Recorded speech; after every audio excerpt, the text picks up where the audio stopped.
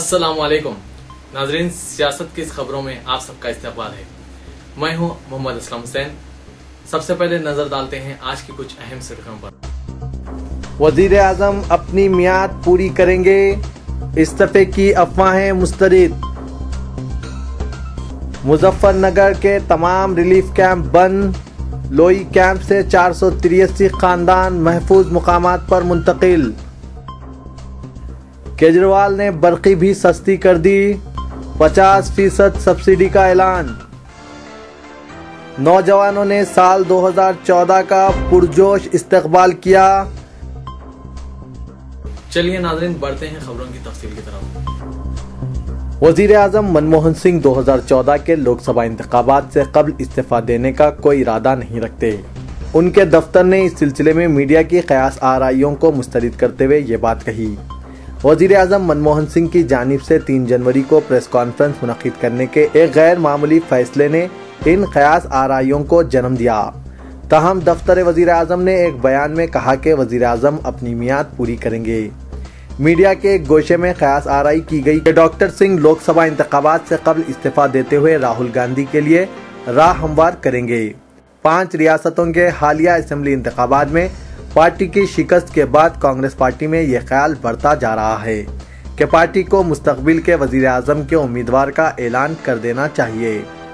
Senior leader और वजीर finance P Chidambaram ने कल ही कहा कि कांग्रेस को आइंदा साल मुनक्किद शुदनी आम इंतखाबात से कबल अपना वजारत उज़्मा का उम्मीदवार पेश कर देना चाहिए।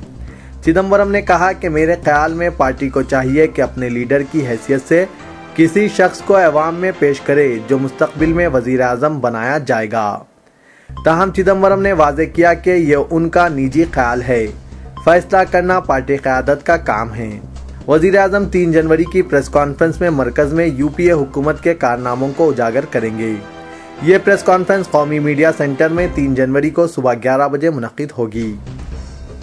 वजीर आजम की हैसियत से दूसरी मियाद में मनमोहन सिंह का मीडिया के साथ ये दूसरी मर्तबा तबादला ख्याल होगा।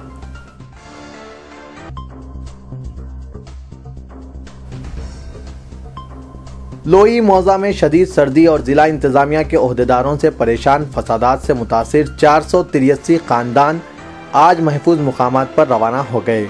मुजफ्फरनगर जिला में अब कोई रिलीफ कैंप बाकी नहीं रह गया है, जबकि पड़ोसी जिला शामली में 4 कैंप मौजूद है। जिला मजिस्ट्रेट कुशाल राज शर्मा के बमुजिब जो सुबह से लोई मौजा में कैंप किए हुए थे, 450 खानदानों को दिन के दौरान मुंतकिल किया गया, जबकि माबाकी 63 खानदानों को शाम के वक्त महफूज मुकामात पर पहुंचाया गया। शुमाली हिंद में इन दिनों शदीद सर्दी की लहर चल रही है जो नाकाबिले बर्दाश्त हो गई है।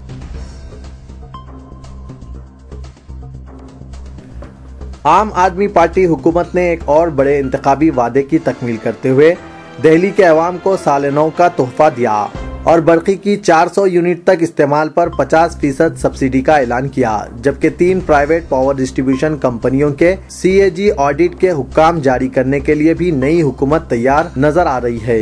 रोजाना 667 लीटर पानी की मुफ्त सरबराही के पहले वादे की तकमील के एक रोज बाद चीफ मिनिस्टर अरविंद केजरीवाल की जेर सदारत मुनक्किदा कैबिनी इजलास ने बरकी का मिहाज पर शहरियों को राहत की फराहमी के काम पर तवज्जो दी। मरकजी हुकूमत घरेलू इस्तेमाल के लिए रियायती पकवान गैस पर आयत तहदीद में नरमी लाने के लिए तैयार दिखाई दे रही है, क्योंकि कांग्रेस पार्टी को ऐसे तरीकों की तलाश है जिनके जरिए वो हालिया असेंबली चुनाव में शिकस्त फाश के बाद जनरल इलेक्शन से कबल अपना खोया मुकाम दोबारा हासिल कर सके। इस तरह के इक़दाम का मतलब इन चंद असलाहात से मजीद दस्तबरदारी होगी जो यूनाइटेड प्रोग्रेसिव अलायंस अपनी दूसरी मियाद में मुतारिफ कराए हैं। आम घरानों को रियायती शरहों पर फी साल 12 गैस सिलेंडर तक हासिल हो सकते हैं, जो मौजूदा 9 से 3 जायद होंगे, बशर्त है कि हुकूमत कांग्रेस पार्टी कायदीन बशमूल चीफ मिनिस्टरों की तरगीब पर इस तरह के इक़दाम पर राजी हो जाए।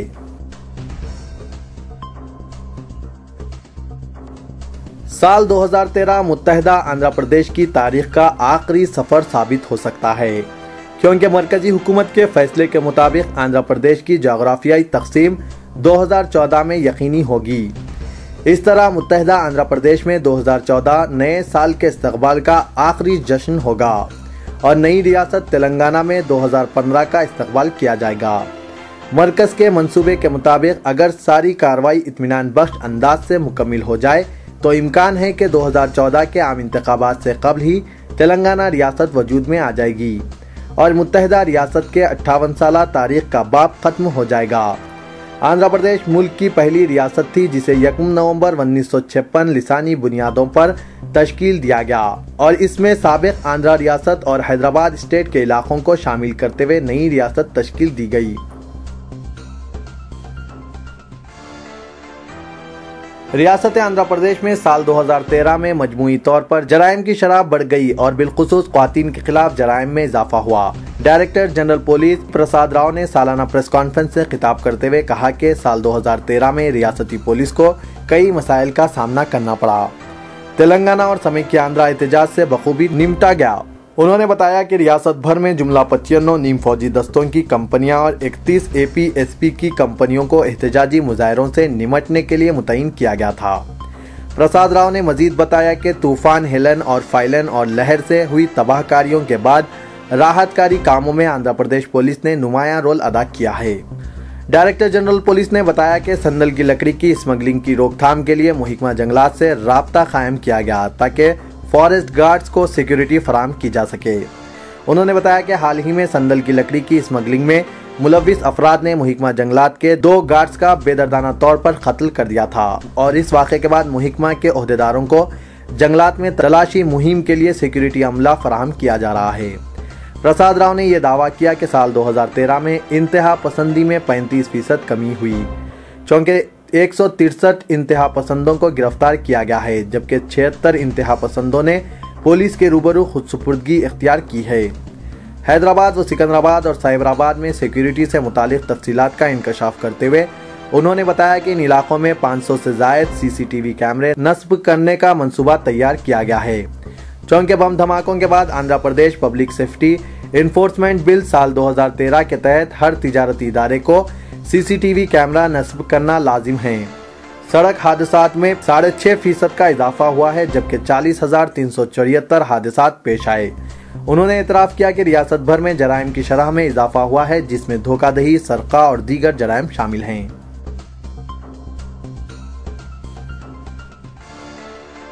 तालिब इल्म को इसकी अच्छी कारकर्दगी की वजह स्कॉलरशिप दी जाती है जिसकी हौसला अफजाई होती है। इसको हासिल करके तालिब इल्म अपने तालीमी मुजाहरे को और अच्छी तरह पेश करें।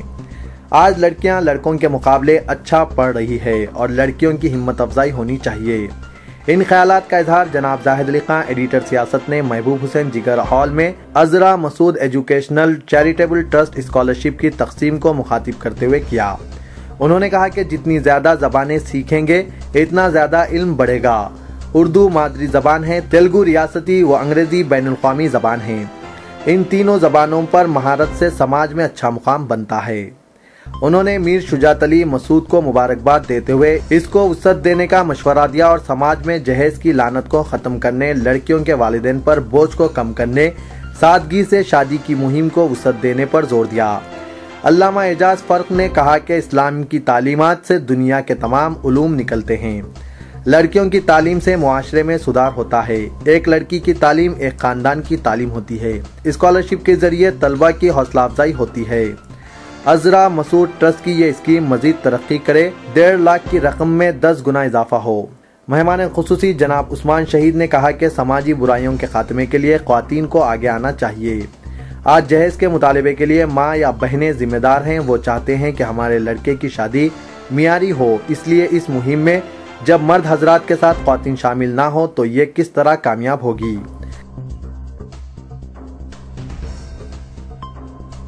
पुराने शहर की अहम सड़कों पर रोड डिवाइडर की तनसीब का काम तेजी के साथ जारी है, लेकिन ये रोड डिवाइडर राह चलने वालों के लिए जहमत बनते जा रहे हैं क्योंकि रोड डिवाइडर की तनसीब ट्रैफिक जाम का बास बन रही है। इलाका मंडी मिरालम सड़क के अलावा चार मीनार ता मक्का मस्जिद और फिर मक्का मस्जिद ता चार मीनार बस स्टैंड रोड डिवाइडर नस्ब किए गए हैं।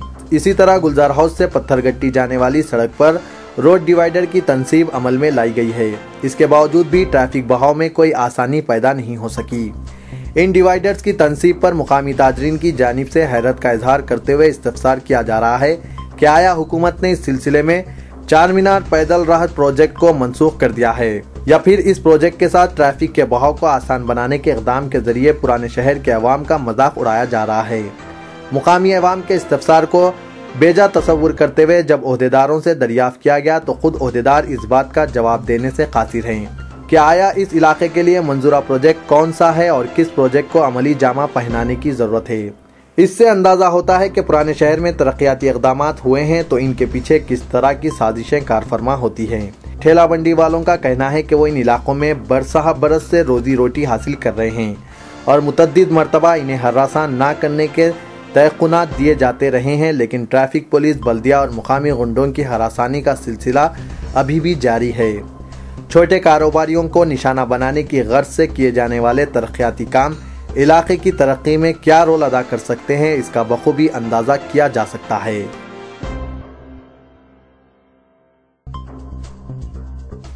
शहर में आज रात नौजवानों ने खुशी से सरशार रुख्स करते हुए साल 2014 का पुरजोश इस्तकबाल किया। इस मौके पर सख्त सिक्योरिटी इंतजाम किए गए थे। तफसीलात के मुताबिक आज रात से ही शहर के तमाम सड़कों पर ट्रैफिक का जबरदस्त हुजूम देखा गया।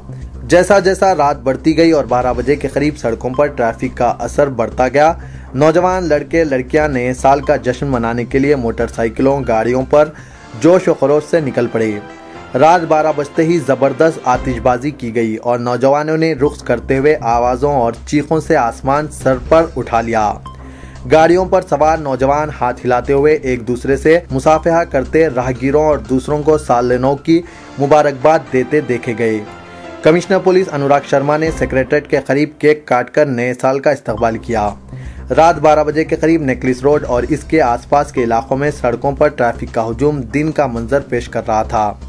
मोटरसाइकिलों पर 3-3 नौजवान सवार जोश से झूम रहे थे और बाज गाड़ी की सीट पर खड़े होकर करतबबाजी कर रहे थे। बर्क रफ्तारी से गाड़ियां सड़कों पर दौड़ती हुई देखी गई, जबकि बाद नौजवान 4 व्हीलर्स की छतों पर बैठे नजर आ रहे थे। शहर के कई बेकरियों और होटलों को साल नौ के पेश नज़र सजाया गया था। शहर के मज़ाफ़ाती इलाकों के रिसोर्ट्स में साल नौ की तकरीब का खुसूसी एहतमाम किया गया, जबकि शहर के कई पब्स और क्लब्स में भी पार्टियां रखी गई। पुराने शहर के बाद इलाकों में बेकरियों के सामने केक के खुसूसी काउंटर्स लगाए गए, जहां खरीदारों की काफी तादाद देखी गई। सिटी पुलिस ने साल नौ के मौके पर सिक्योरिटीज के सख्त इंतजाम किए थे। साबिक बैनुल-अक़वामी क्रिकेट खिलाड़ी और बड़ौदा के कप्तान को कल सुबह रणजी ट्रॉफी के 90वें राउंड में राजस्थान और बड़ौदा के दरमियान मैच के दूसरे दिन के आगाज से पहले अस्पताल में दाखिल करवाया गया। टीम के जराये ने बताया कि पिछली रात से ही पठान को तेज बुखार था। जयपुर में सख्त सर्दी थी और इसका असर पठान की सेहत पर पड़ा। इन्हें मंगल की सुबह से ही उल्टियां हो रही थी। उन्हें फौरी अस्पताल ले जाया गया, जहां वो डॉक्टरों की निगरानी में हैं। तो ये था आज का खबरनामा। दीजिए इजाजत, खुदा हाफिज।